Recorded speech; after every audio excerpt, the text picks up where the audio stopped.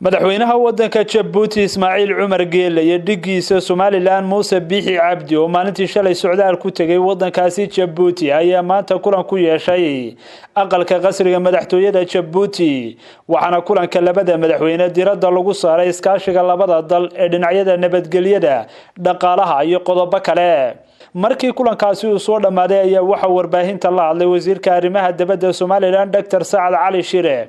iyo wasiirka arrimaha dibadda ee wadanka Djibouti Maxamuud Cali Yuusuf kuwaasoo faafayay dulucda kulankaasi waxyaabo fara badan baa laga hadlay oo la xiriira danaha labada dal sidii la isaga kaashan lahaa dhinac walba dhinaca bulshada dhinaca dhaqaalaha dhinaca maxay xagga nabadgelyada laftigeeda waxa kale oo ka wada hadalay arrimo la xiriira guud ahaanba gobolka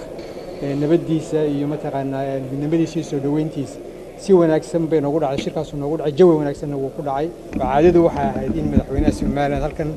ay noqoto wadanka ugu horeeya uu yimaado isagoo ku yimi martiqaad uu fidiyay madaxweynaha jamhuuriyadda Djibouti si wanaagsan ayaa naloo soo dhaweeyay aad iyo aad u qiimo badan aadna waan uga mahad celinaynaa madaxweynaha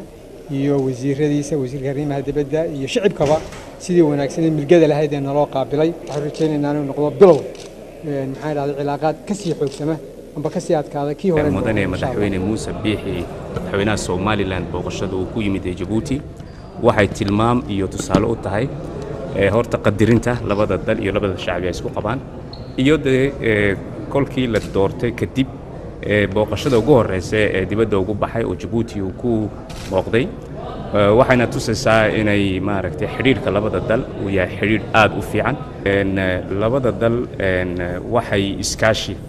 ay badan ayay doonayaan inay maaragtay ay hirgeliyaan iskaashigaasina kii adeeg bulsho maahine ku dhaqaalo oo fiican ayaa maanta noo muuqda kolka waxyaalo badan baa wadaagnaa badan wadaagnaa iyo dhulkaba ganacsiga hadii laga hadlo xuduudan sidii maaragtay si fiican la isku furi lahaa iyo dadweynaha labada dadweynihiisi sidii maaragtay uga talaabi lahaa xuduudana waa laga wada xaajooday iskaashiga nabadda iyo nabad sugintana labada dal waa iskaashi loo baahan yahay la dagaalanka burcadbadeedka iyo argagixisada taasina horumarka labada dal ayay maaragtay ayay qiriqir galiyaan mowduucyal kale ama arrimo kale fara badan ayaan imika gudiyaashii loo soo saaray ayaa wada fadhiisan doona gudiyaashaasina in baa sii jirayay kuwa jadiidana waa la asaasay waa la abuuray gudiyaashaasina imikay maaragtay fadhiyaashoodii qabsan doonaan